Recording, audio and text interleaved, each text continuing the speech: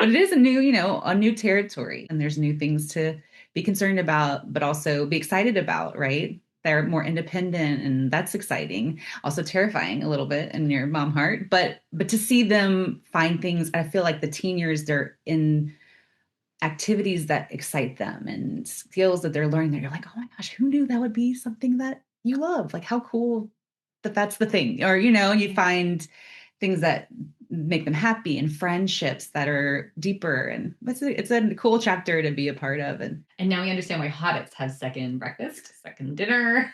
11s. Are they just teenagers? Are hobbits just teenagers? Because they're always hungry. I feel like it's like the boys this summer have been like, all we do is go to the grocery. I'm like, yeah, because have you met you? Like, we're all like food. You're going to look in the fridge in 20 minutes and be like, where's all the food? Yes. Like, we're always at the grocery.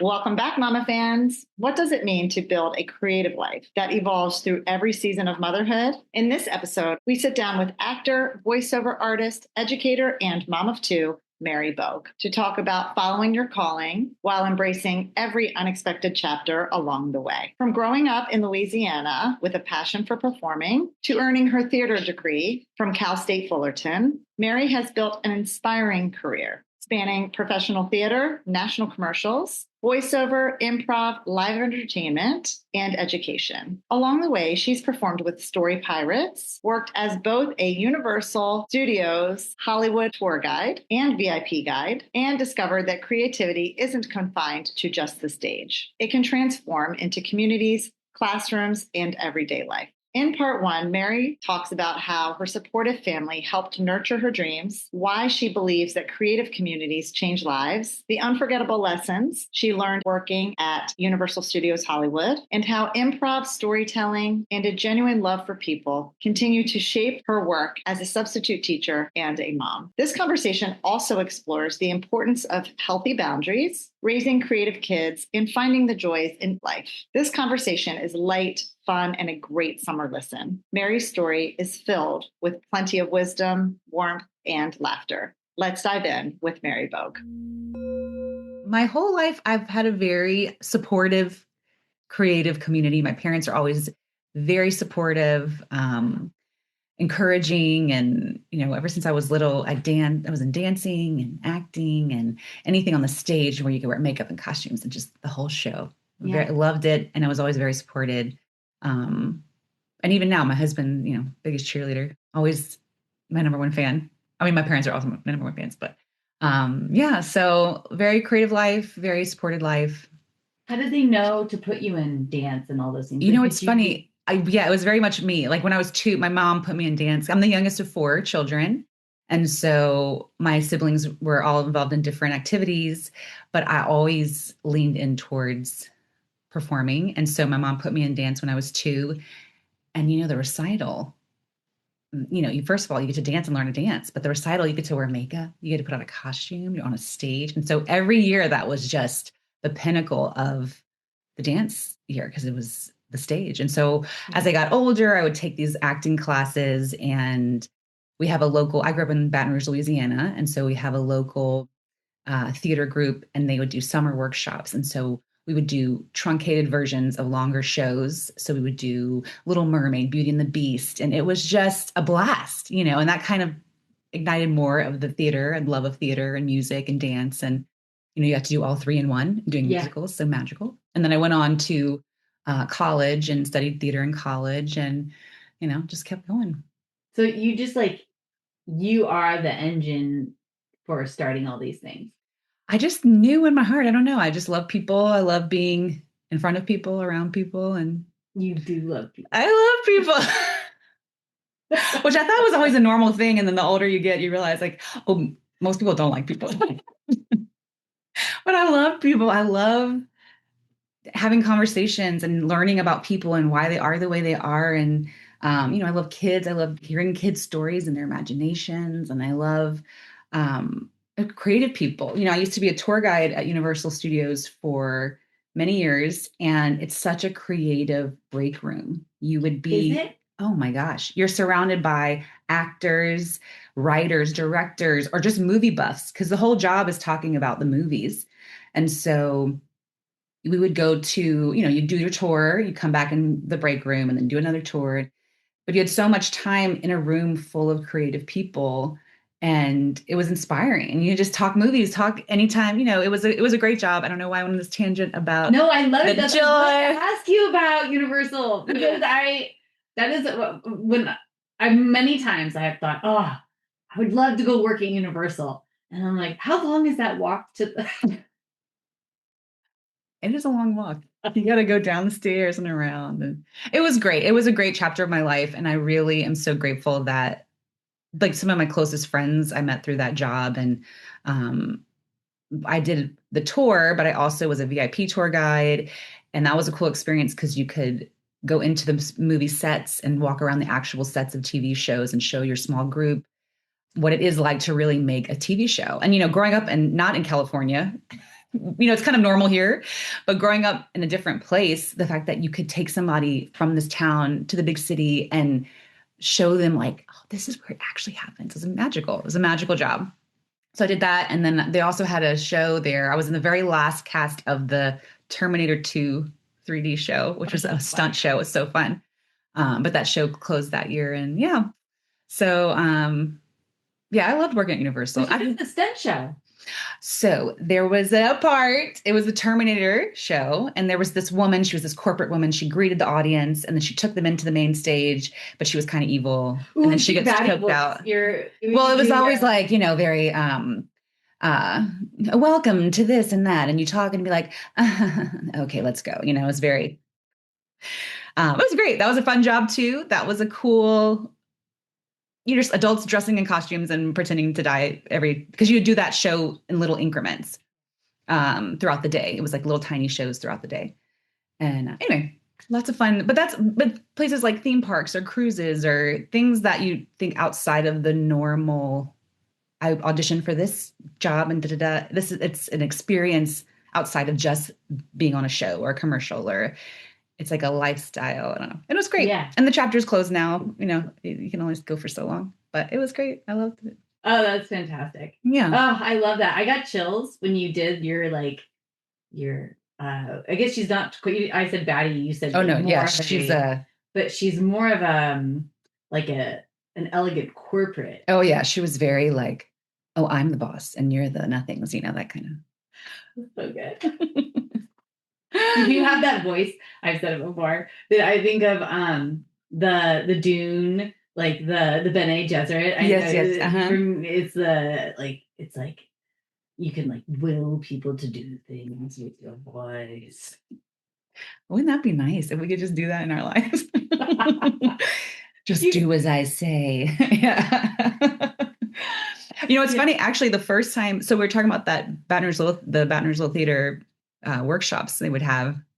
And which theater? When I was a kid, we would do these summer workshops, and they did Little Mermaid, and I was Ursula, and I was like 7th grade, and it was like, well, this is my dream. My dream is like, I'll be a witch, I'll be a gypsy the rest of my days. If I could just be an old, evil, the dream. Oh my God. That was like the one to be the bad lady, like you're like to be like. If you weren't trying to be the ingenue, you were like boring. She's, or ingenues are like pretty and like you get to wear the pretty dress and whatever, but the villains, oh my gosh, get to be evil and magical and diabolical, What about you in your acting realm? Do you like the bad guy, the good guy? I would love to want to be a bad guy, but I just want to be the good guy. Oh, that's good. I always wanted to be, even like, yeah, even watching a movie. And my thing is too, is I just have a challenge picking anybody to root for. So when everybody says, who's your favorite character? Everybody. Love them all. We all have a light and a spark. I can see you. Which one do you want to be most like? I don't know. I can't choose. And what a horrible question. I don't want to be any of them because that's not what I want in my life. Oh. Right? We want no drama. Yeah. In our life. Yeah. My family likes to tease me about that. Who's mommy? Oh, mommy's that one. No, because they know I really get upset. I really want to be the good guy. Yeah. You are the good guy Oh, thanks. in the life of ours, in this life of ours. Maybe. It's a journey. It's a journey. It is. We always say that life's a journey. It is. Chapter by chapter. Yeah. That's for real. So I guess, so I love that. So wait, so do you, are bad, like are the bad guys, no, I shouldn't stop saying bad guys. What is it? The villains. The villains. Yeah. Are the villains your favorite when you watch movies? You know what's funny? I do always root for the good people, and you always want it to have a happy. I'm like a happy ending kind of gal, but as an actor, it's more fun to play the villain. But as a viewer, I always want it to be a happy ending. And like when it's not, it's you're like kind of sad, mad leaving. Because why couldn't it just work out? But sometimes, movies, it doesn't always, life, it doesn't always work out. But in my heart, you always hope that it ends well for the characters that you just followed and went through their journey and their story. And you're just like, why couldn't it have worked out for them? Yeah. Because it's a movie and you're supposed to feel something. Yeah, because we need obstacles. Yeah. To go up. Yeah. Well, you write a lot about, I feel like your stories are a lot about like the tensions of life and how you were saying you like the good stories and the good endings, but I feel like a lot of your writings are like a lot of the grit of the dirty, not dirty, but I guess you're right. Because I do love a good blood splatter. Mm-hmm. But I guess it's more of, it's what pops up. And if you're writing something real and you're imagining scenarios with people you love, but then you have to like think about your worst fear, I guess you end up writing the grit on accident, or like just as a byproduct of diving in, I guess. Yeah. I'm writing something funny right now. Oh, good. And I'm really excited. It was the first time I wrote something funny, and enough about me. But No, I want to. You be a part of it too. I'm writing something funny, and the best part, it made me want to keep writing because I read a scene to Ara and Ken. Eamon was in the bathroom. He missed out. I'm like, I'll read it to you later. But I like that they care and that they laughed. Oh, that's good. It was quite the joy. It was like, why haven't I been doing this more? Yeah. I mean, nothing like getting your teen child to laugh at your jokes. There's no other high, no other greater high than your child laughing and thinking you're funny. I'm always asking them for help. And like, I'm like, okay, watch this. Listen to this. What do you think should happen next? I'm stuck, something like that. And I use them as my writer's room or my editorial. Yeah. Or did I cut the music? They're so good at music. So it's like, did I cut the music writer? Do you think I needed to cut it? And they're like, oh, move it. And they're always right. It's amazing. But that's one great thing. I feel like, I know this podcast is a lot about motherhood as well. Like you have such a great collaborative life with your kids, which is hard. Sometimes it's like, I'm the mom, you're the child, which sometimes we all have to do that sometimes. But yeah, to know as a kid that your voice is being heard and appreciated and valued by their mom. Oh, that's true. Yeah. Yeah. Oh, thank you. Yeah. I do. So much of it is like a whiplashing. Like, it's like, will you get off that device and start doing something creative? And since you're just sitting around, and come over here and help me on that. Yeah. Help me in a real life. Help me in a real life video game, making movies and music. And yeah, that's great. Well, thanks, Mary. Yeah. I love that you like, so you're one of the most flexible, most manifesting, like open people, and like you have good boundaries. I love your boundaries. So I feel like when I am getting bogged down, sometimes I'll be like, be more like Mary. Oh my gosh. You know, like Mary Bogh. Oh, well, you are doing wonderfully in your own life. Well, because I've been following you. Oh my gosh, Jess, you're so sweet. It's true. No, I think, it's funny you used to say that because I'm such a people pleaser and I have been for a long time. And it took me a long time to say, oh, it's okay to say no. I remember watching an interview of the Elizabeth Olsen, who I love. She's the Scarlet Witch, and I love Scarlet Witch. And she's a brilliant actress, and I've followed her career. And she had an interview one time, and it was about what was the greatest advice from your sisters, because they're the Olsen twins, of course, of the 90s fame. And her quote was that no is a complete sentence. Mm-hmm. And that, like, you hear quotes and words, and for me, honestly, it was like, oh, I don't have to like explain, because I always felt like apologizing if I didn't want to do something or couldn't do something. And when I heard that, I was like, oh, you can just say no. Oh, no, thank you. And you do it with a smile and a polite no, thank you. Yes. And, sometimes people are persistent, and that's great, but you can also like say no. And it took me into my 30s and maybe becoming a mom, and realizing that's not just about you, and you can like stand up for yourself. And so anyway, that was one. Thank you, Elizabeth Olsen, for thank you, Elizabeth Olsen. for your lovely quote out in the ether. But it really did, I think it's okay to be kind and loving. And I still enjoy pleasing people. I still enjoy making someone else feel happy and feel good and feel warm and lit. And I love that. But it's also okay to say, yeah, but get out. Get out of here. I like you, but I don't need to be in, or whatever, and that's in a small scale or a large scale. It doesn't have to be dramatic or anything, but yeah, that right there is that thing where you're like, no, thank you. It's the Mary Grace. Try to live with grace. I try to live with a kindness, but not every day, not every minute.